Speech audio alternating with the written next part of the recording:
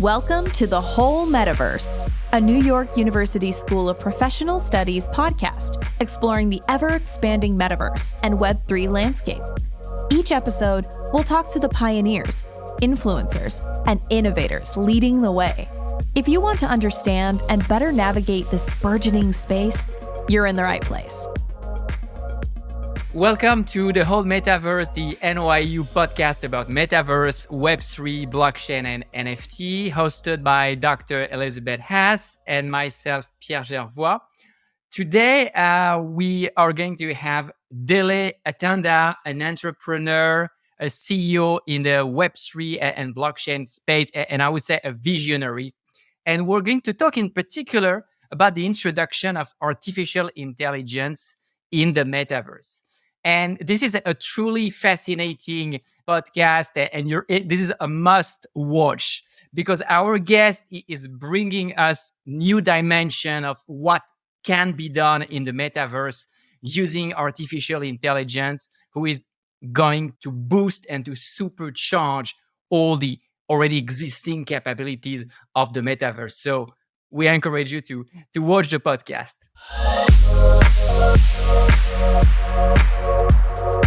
Dele Atanda, thank you very much for being on the Whole Metaverse podcast, the NYU podcast exploring Metaverse, Web3, NFTs, blockchain.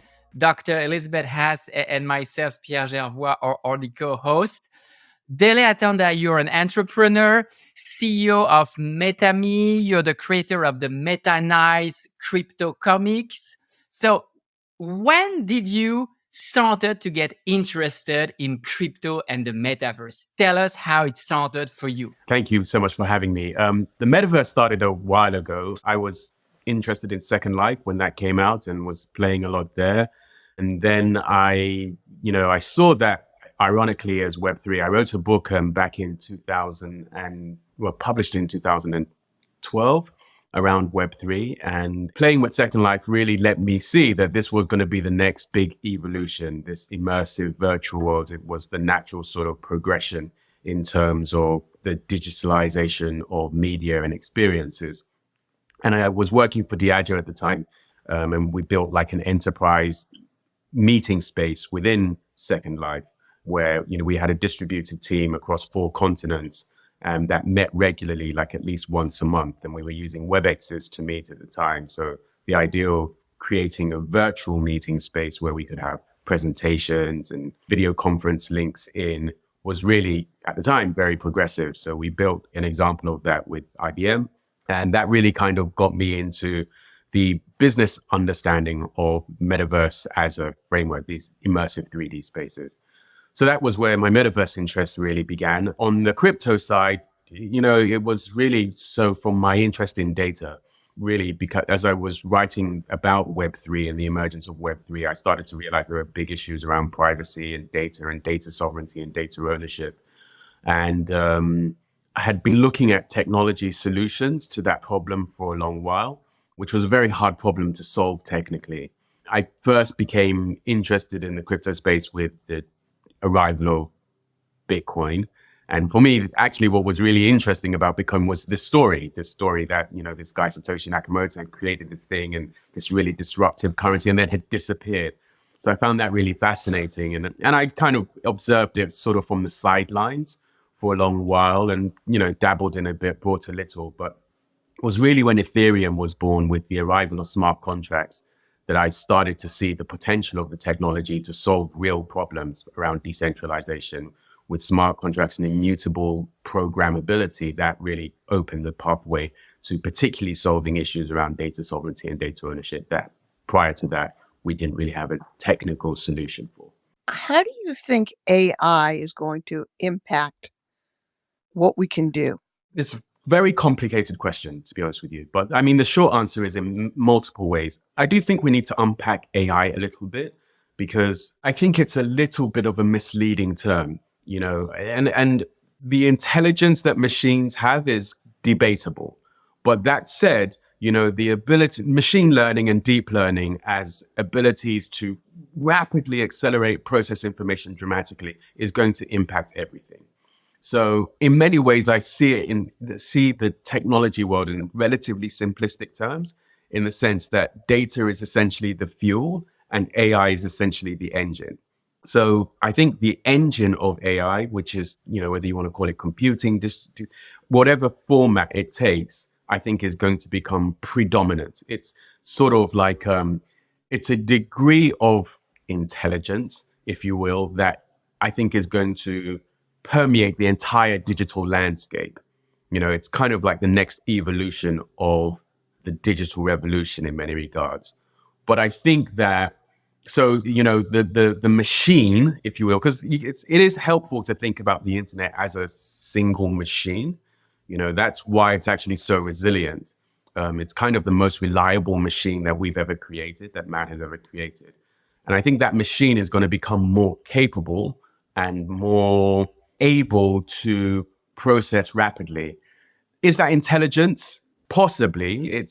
There's an element of intelligence to it, but I think we get lost a little bit too much in that term intelligence. And quite frankly, when you look at the things to be concerned about with machine learning and deep learning and this rapid computer processing capabilities, is the unintelligence of the machines, actually. That's perhaps more frightening in terms of when you look at the impact of it than the intelligence of it. One aspect of AI in the metaverse that I found absolutely fascinating is the ability now with some tools and very simple prompts to build 3D buildings and elements. And one of the issues of the first iteration of metaverses is that very often you got vast empty spaces. And one of the reasons that it costs money, you need to hire 3D artists who are going to spend a lot of time. It's extremely time consuming to build a building with a lot of details, or to build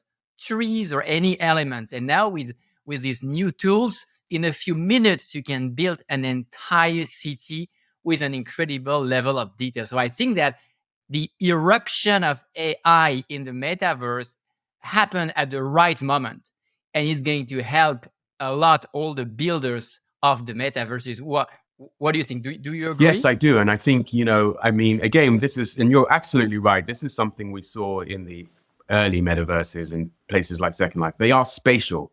And so you're right. If it's empty, if there's nothing there, that's a really terrible experience. But I think the other thing as well that is really critical in that sense is people. If there's no one there, that's really critical as well.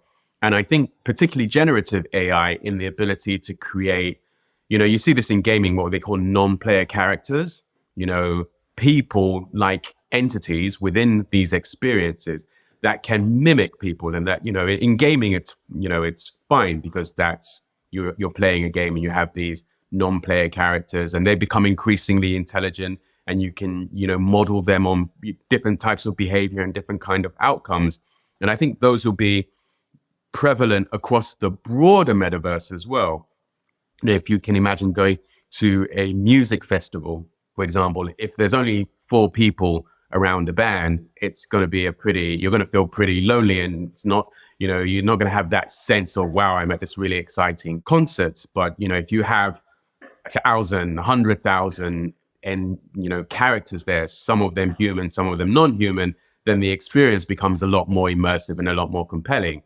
But of course, that then throws up more ethical issues around, well, should you know when you're engaging with a machine entity, whether that entity is real or whether it's not?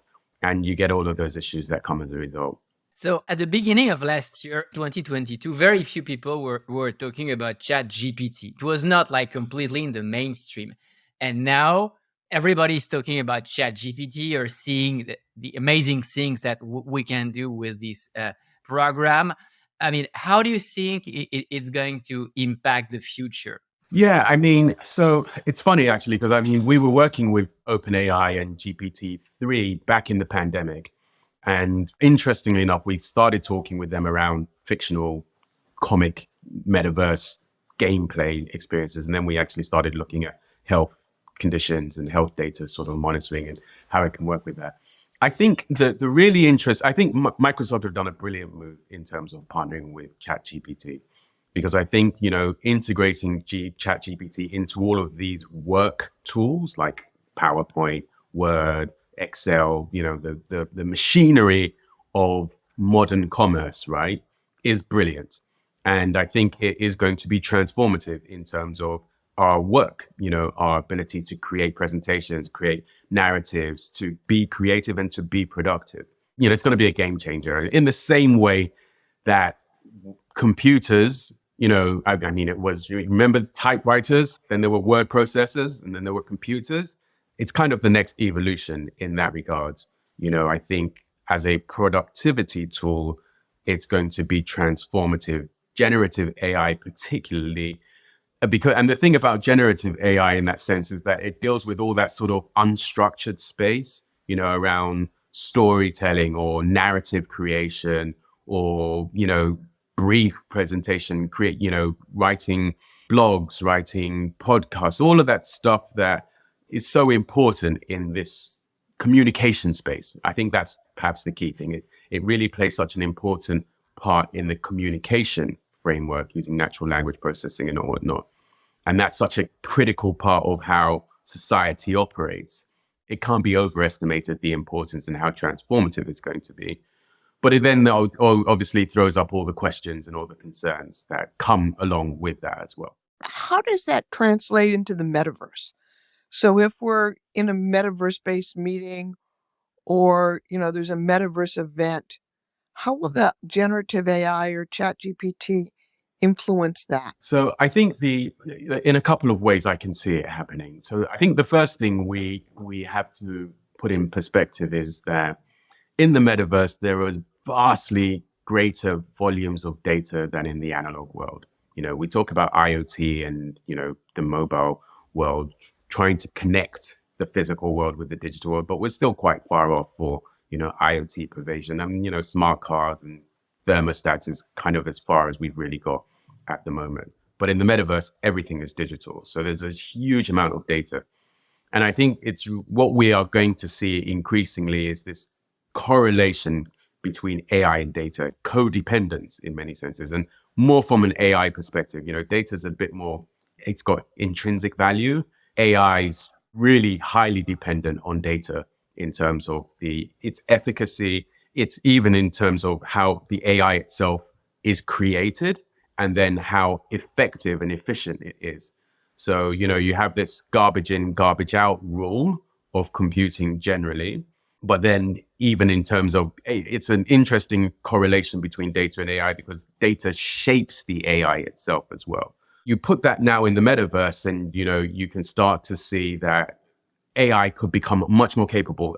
Some examples, for example, self-driving cars. There's a lot of work that's being done in terms of creating better algorithms, better performing AI algorithms for self-driving cars by creating simulations in virtual worlds, in metaverse worlds effectively, because you can train those algorithms much more rapidly. You can accumulate much more data much more quickly in those metaverse-like environments. So I think there's sort of an inside aspect to it, which I think you'll have more data and you'll be able to train that data more effectively in metaverse. You'll be able to create simulations and train AIs on those simulations very effectively in the metaverse.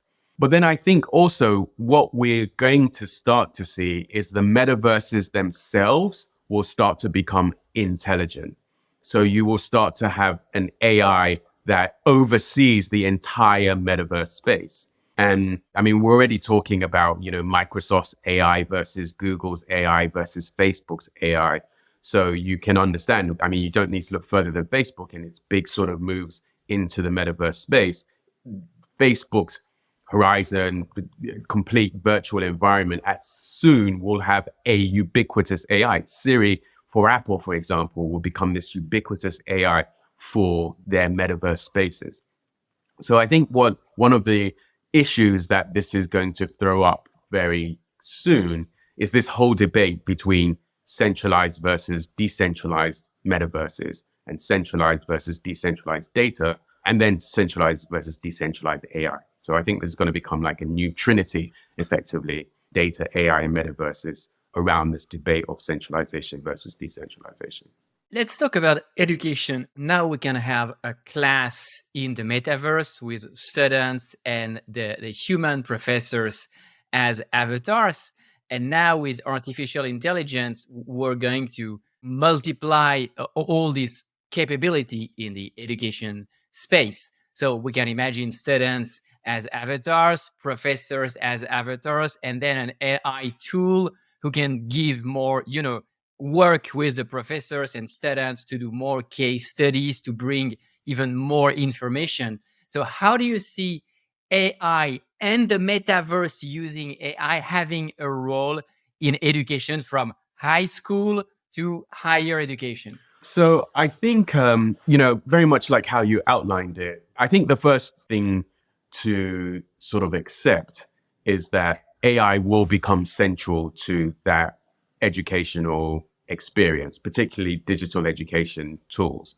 There will be AI imbued in it in terms of the environments, in terms of the learning materials, in terms of the operating models, the teaching methodologies of teachers, and the learning methodologies of students. So I think that's the kind of foundational perspective. And I think that it will optimize, be able to optimize the output of teachers so that, AI, for example, might take a teacher's framework and present it to different students in different ways based on students' particular learning type, for example. And of course, the ability to amplify that across time zones is to take a simple model, right? You could have asynchronous, you could have a teacher deliver a class and deliver that class in real time to people within that certain time zone.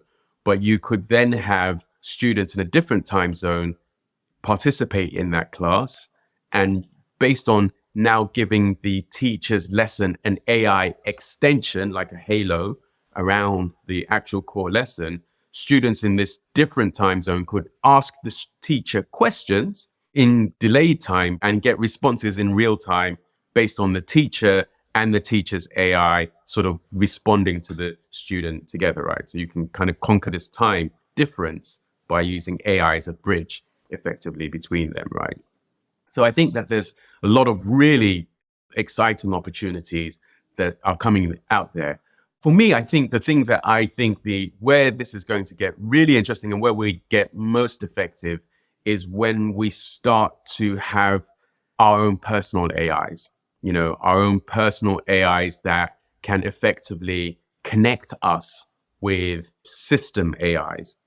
So imagine like a student, having a personal AI that effectively understands their learning model, understands their actual course frameworks and their interests and all whatnot, and is able to then interact with a teacher or institution AI effectively to really get a maximum learning capability between both, a maximum transfer of knowledge and information between both.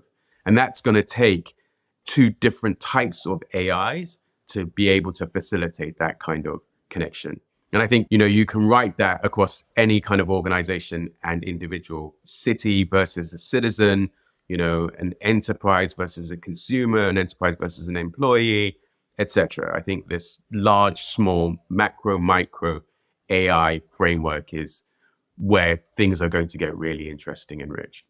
As a city, if you were a mayor of a city, what would you be worried about and where would you be proactive with AI?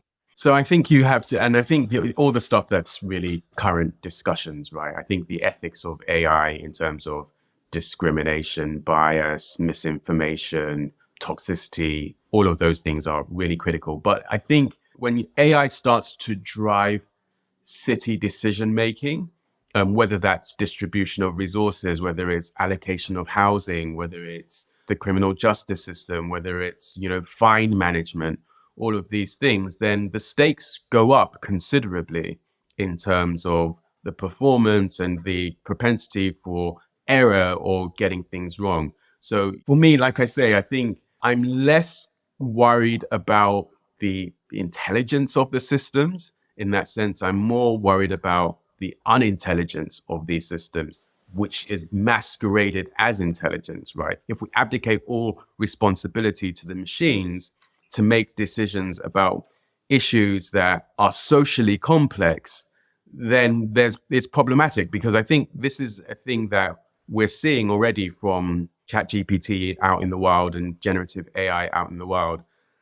These systems, they're pattern recognition systems, and they can replicate patterns that very effectively, to the extent that we as humans may not even be able to differentiate between something that's human generated versus machine generated, the classic Turing test.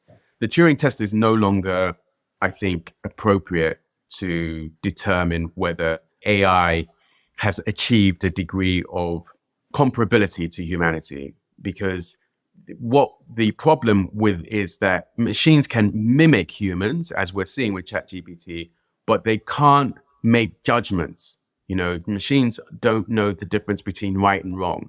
They don't know whether something is socially appropriate or inappropriate.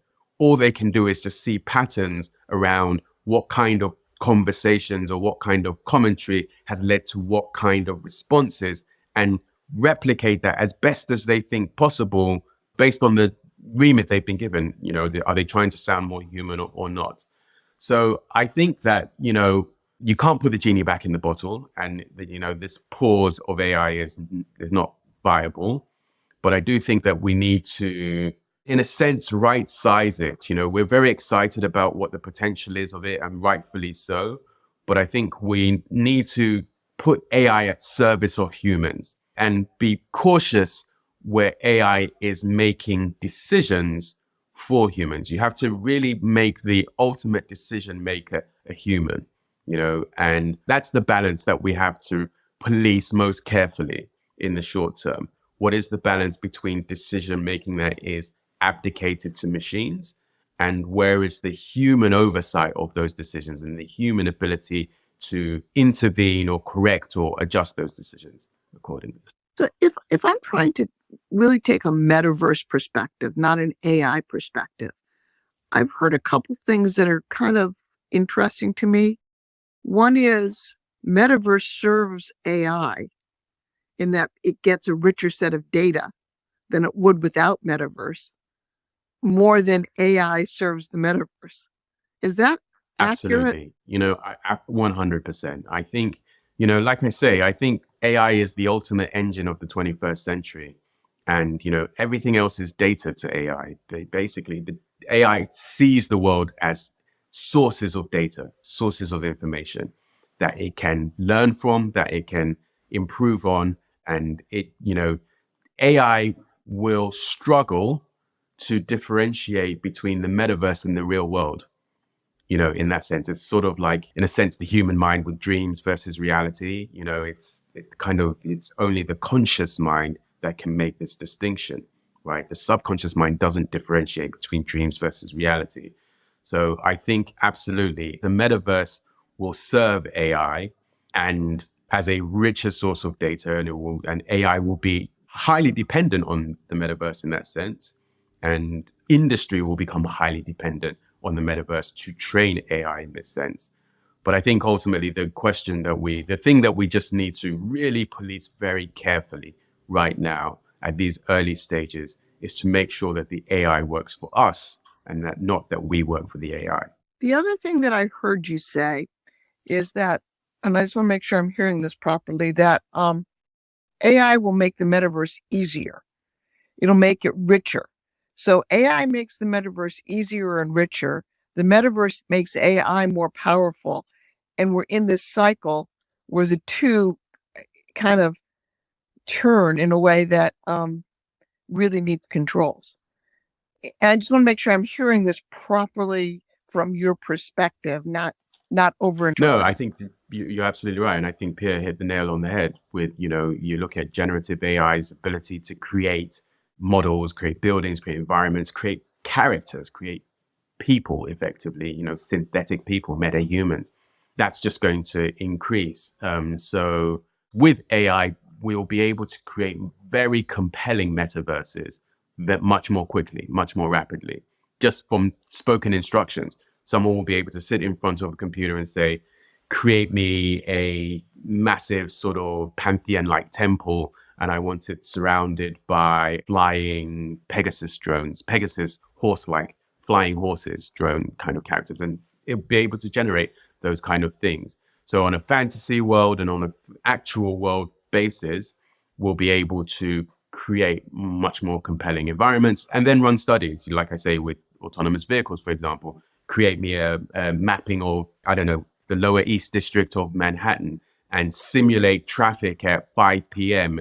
and show me what happens if there's a road closure at between, 12th and 2nd and, 3rd Avenue. What impact does that have on the flow? We'll be able to simulate those things very quickly just from those kind of instructions using generative AI.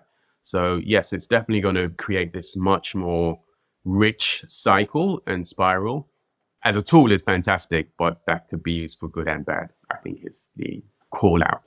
Listening to you, you're talking a lot of ethics, a lot of questions that are going to arise. And until now, I feel that people who were invited to discuss about metaverse and AI were more engineers, scientists. But I think it might be time to invite philosophers at the table, to invite experts in ethical question and ask for their advice, because I think we would need their expertise right now.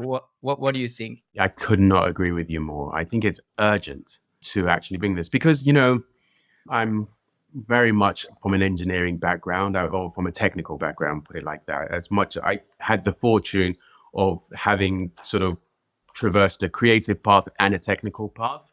But so I understand the technical mindset. I understand the engineering mindset.